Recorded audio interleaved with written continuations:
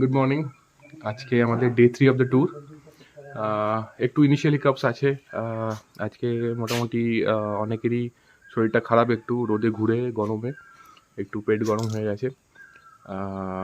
তো আজকে আমি একাই, বাকি ফ্যামিলি মেম্বার্সরা বাড়িতেই আছেন। তো সকাল 7টায় আমরা চলে এসেছি এখন তাসিগাঁও ওয়াচ টাওয়ারে। এরপরে আমরা যাব সুকিয়া পুকুরি, একটা ছোট ট্রেকিং আছে। তো ট্রেকিং যেহেতু সবারই শরীর খারাপ, কেউ করতে পারবে না, সেজন্য আমি আজকে আপনাদের সঙ্গে থাকবো। আসুন দেখে নিই। তো আস্তে আস্তে আমাদের বেশ কয়েকটা সাইট সিং হয়ে গেল। একটা বার্কিং ডিয়ার দেখলাম রাস্তায়, একটা এখানে এখানে দুটো ময়ূরীও সাইট সিং হয়ে গেল। তো দেখা যাক, সঙ্গে থাকুন। বাজ পাখি আর ময়ূরের ফাইট হয়েছে, মনে হয় মারপিট করেছিল বোধহয়। ছোট ছোট পালকগুলো উঠেছে, ময়ূরের পালক, আর বড়গুলো বাজ পাখি না, বাজ পাখির। কালারফুল তো ময়ূর ছাড়া আর কিছু না এগুলো। এটা এই কালারটা ময়ূরেরই হবে। এখানেও তো ময়ূরগুলো অনেকগুলো ছিল, বেশ কটা। ওকে, চলো।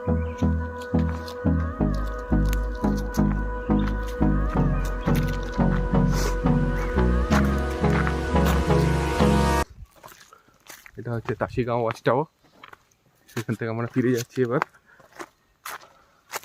আমরা যাবো এবার সুকিয়া পুকুরি, একটা lake. Hold me close till I get up. Time is barely on our side.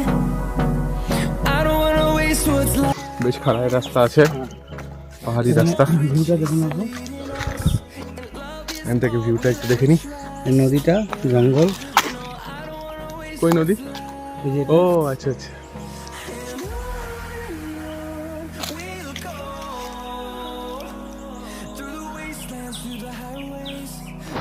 এই পাহাড়টা হচ্ছে আমাদের ডেস্টিনেশন মোটামুটি।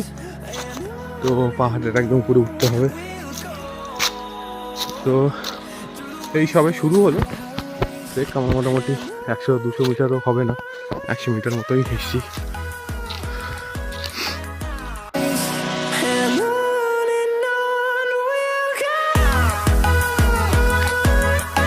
এটা হাতি রাস্তা নাকি? হাতি টাতি নামে জল খেতে, অন্যান্য এনিমেলস ওই পাশ দিয়ে আসে। আচ্ছা আচ্ছা, দেখুন ছোট ছোট ফুটপ্রিন্টের মতন আছে। আচ্ছা। শুয়োর টুয়োর, তারপরে আপনার লেপার্ড, হরিণ, নানা রকম সাপ সব আসে জল খেতে এখানে। আচ্ছা আচ্ছা। আর বর্ষার সময় না জলটা পুরো কোনা অবধি হয়ে যায় ভর্তি। আচ্ছা, এখন যে কমে গেছে। এখন কমে গেছে জলটা অনেকটাই। হ্যাঁ হ্যাঁ, খেতে দেওয়া থাকে না। আমরা পৌঁছে গেছি পুকুরি লেক। এখানে এবার আমরা দেখে নেবো লেকটা কেমন, আর চারিদিকে কি কি হিস্ট্রি আছে, কি কি মন্দিরও আছে কয়েকটা, অনেক বাঁদর আছে এখানে। পুকুরি লেকটা মেনলি মাগুর মাছ আর টার্টেলের জন্যই ফেমাস। এটার কিছু ফেমাস গল্পও আছে, যেটা আমরা শুনে নেব এক্ষুনি। হ্যাঁ, আমি দিই তারপর করি না। হ্যাঁ হ্যাঁ, সব আসছে দেখুন, অনেক বড় বড় মাগুর মাছ আছে, বাপরে। আর একটা সাইজ যা আছে।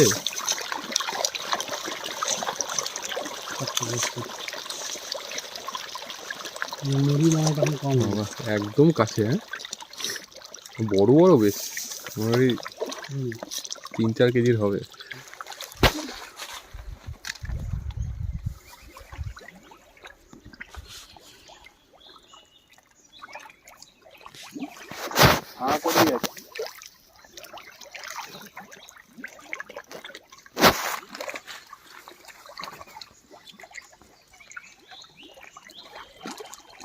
মাছগুলো অনেক মাগুর মাছ আছে, বড় বড় একদম।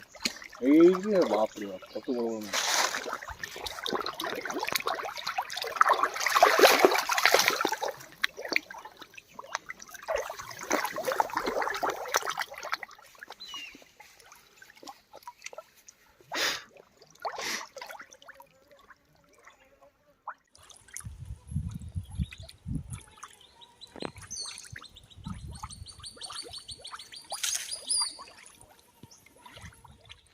এখানে বোধহয় কাল পুজো দিয়ে গেছে।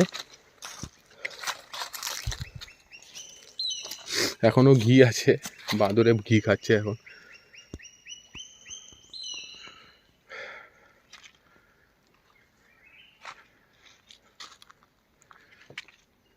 হলে বলবেন, বলবেন। হ্যাঁ, এই দিকটা কিছু মন্দির আছে, একটু দেখে নিই। তার হিস্ট্রিটা আমরা জেনে নেবো এখনই। ভুটানের রাজা আর আমাদের কুচবিহারের রাজা, হুম। তো এক বছর মনে করেন ভুটানে হতো, এক বছর কুচবিহারে হতো। আচ্ছা। তাই এরকম করে রাজা ধৈর্যেন্দ্র নারায়ণ যখন ছিলেন 1767-তে, বাজ পাখি আছে একটা। আচ্ছা। তো ওই তখন ভুটানের রাজধানী ছিল পুনাকা। হুম। উনি যখন ওখানে গেলেন তখন ওনাকে গৃহবন্দী করা হয়। ভুটানের রাজাকে? ভুটানের না, আচ্ছা। কুচবিহারের রাজা। কোচবিহার রাজাকে, আচ্ছা। গৃহবন্দী করে রাখা হয়। তা গৃহবন্দী করে রাখার পরে তখন কুচবিহারের আধিকারিকরা যখন ওনাকে ওখান থেকে রেস্কিউ করতে না পারার পরে ইংরেজদের শরণাপন্ন হয়। আচ্ছা। তখনই ইংরেজরা কিন্তু এই দিকটায় ঢোকে। হুম। তাই ঢুকে এখানে ফার্স্টে কিন্তু আপনার ভুটিয়াদের বিতাড়িত করা শুরু করে। আচ্ছা। এই দিকটা সম্পূর্ণ ভুটিয়ারা ক্যাপচার করে নিয়েছিল, তো এই জন্য এখানে নামগুলো আপনি কিছুটা ভুটিয়া ঘেঁষা পাবেন। আচ্ছা আচ্ছা। ঠিক আছে, এই যে টাসিগাঁও কথাটা কিন্তু টাসিগাঁও, হ্যাঁ টাসিগাঁও তো ভুটানি। ওই যে হ্যাঁ, ভুটিয়া বস্তি, ভুটিয়া বস্তি, হ্যাঁ ভুটিয়া বস্তি, হ্যাঁ এগুলো হচ্ছে সব ভুটিয়া ঘেঁষা পাবেন নামগুলো। আচ্ছা আচ্ছা আচ্ছা। তো ওদের প্রথমে বিতাড়িত করে, এই করতে করতে বেশ কিছুদিন যায়। তারপরে 1773 নাগাদ রাজাকে রেস্কিউ করে। রেস্কিউ করার পরে ভুটিয়া এই আমাদের যে কুচবিহারের রাজবাড়ি আছে, ওই রাজবাড়ির গেটটাকে 0 পয়েন্ট ধরে এদিকে সব কিন্তু মাইল হিসাবে মাপা হয়।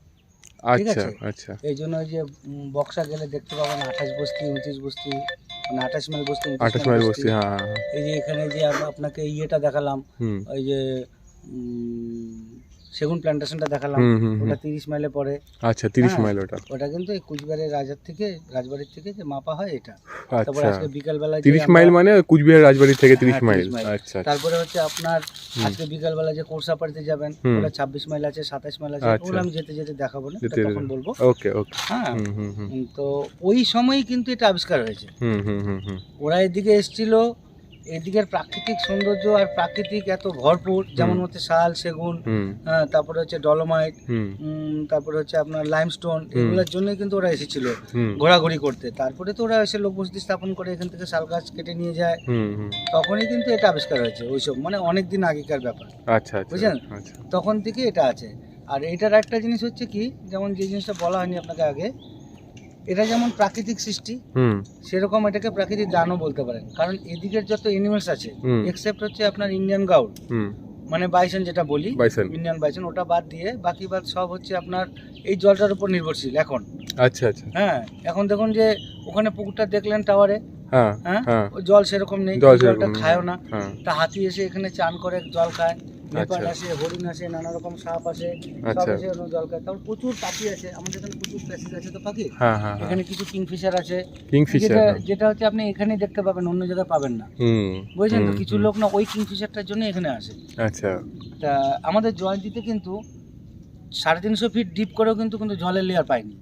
ও, জয়ন্তীতে কিন্তু এই জন্য কোনো টিউবওয়েল নেই, হ্যাঁ, বোরওয়েল নেই। জল যে উপরে ওই পাইপলাইন সেট করা আছে, ওটাই ভরসা। কিন্তু এখানে দেখুন এটা সারা বছর জল থাকে, জল কিন্তু শুকায় না।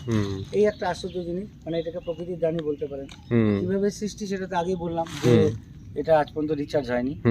এটা হচ্ছে এখানকার ব্যাপারটা। আচ্ছা আচ্ছা।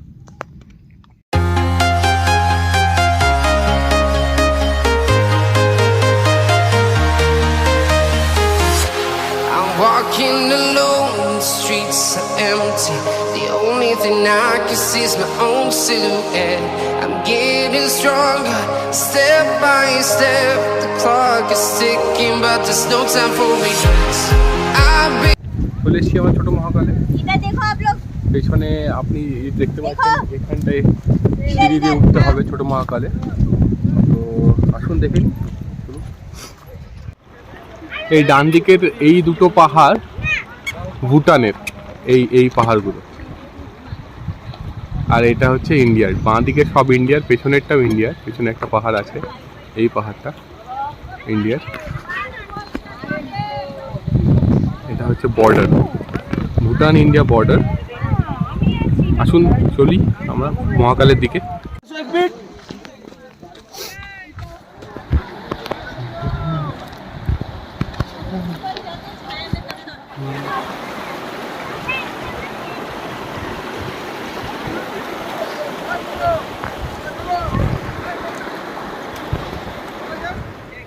চললাম আমরা ছোট মহাকালের দিকে। খুব দারুণ জায়গা।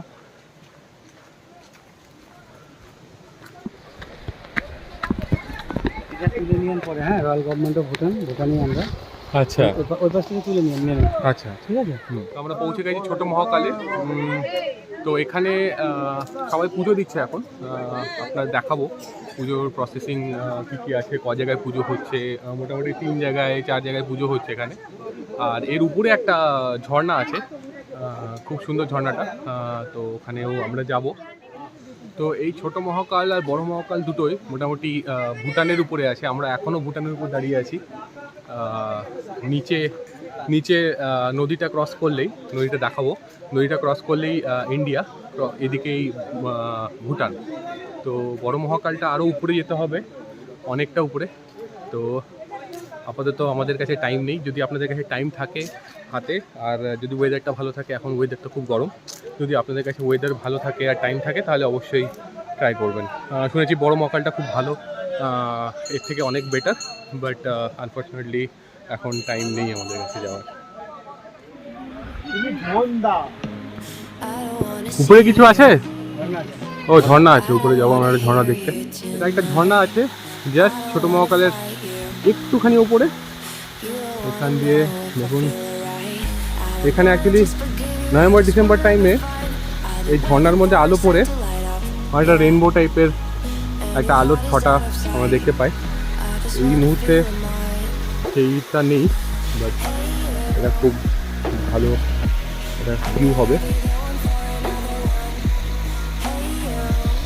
শুনি এইখানকার বৈশিষ্ট্য কি কি আছে। এখানে দেখছেন এটা চুনাপাথর থেকে সৃষ্টি।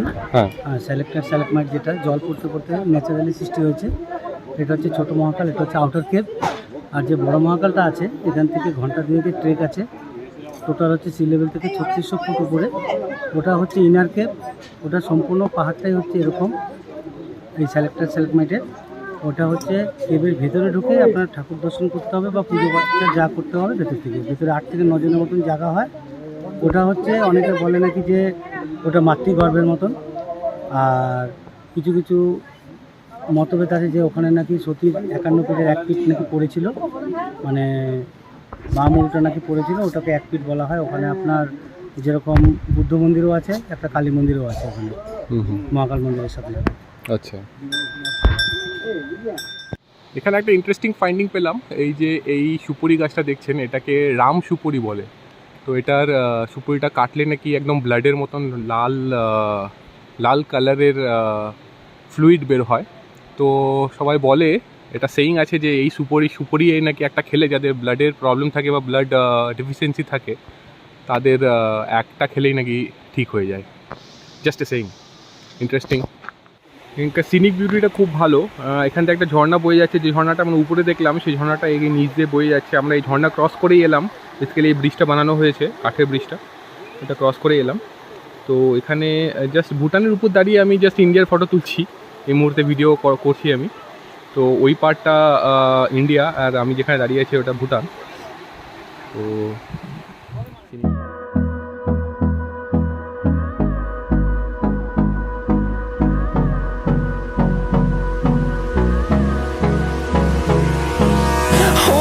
close till I get up. Time is barely on our side. I don't wanna waste what's left. The storms we chase are leading us, and love is all we'll ever trust. Yeah, no, I don't wanna waste what's left. And on we'll go, through the wastelands, through the highways, till my shadow turns to sun rays. And on we'll go, through the wastelands, through the highways. And on we'll go. এটা হচ্ছে সেই famous bridge যেটা আমরা cross করে এলাম, ছোটো মহাকাল। এখানে জলটা খুব পরিষ্কার, একদম জল খুব ভালো ফ্লো আছে জলের এই মুহূর্তে। আমার মনে হয় বর্ষাকালে জলটা আরও বেড়ে যায়, নভেম্বর ডিসেম্বর নাগাদ। আমার মনে হয় জল পেরিয়েই আসতে হবে, কারণ ব্রিজটা কভার করবে না জলটাকে, কারণ এখনই ব্রিজটা অলমোস্ট কভার্ড আছে জলের জন্য। এই জায়গাটাতে শিবরাত্রির সময় যেখানে পার্কিং হয়ে আছে সেখানে শিবরাত্রির সময় ভান্ডারা বসে। হ্যাঁ ভান্ডারারা মোটামুটি সব রকমের খাবার দাবার নিয়ে, লুচি, তারপরে খিচুড়ি সব নিয়ে এখানে বসে। যারা যারা প্রার্থনার্থী আছে, যারা যারা যেতে পারে না, এখানে ক্যাম্প হয় এই টাইমটায়। হ্যাঁ, এখানে অনেক ভান্ডারা আসে, অনেক লোকের সমাগম হয় শিবরাত্রির সময়টা।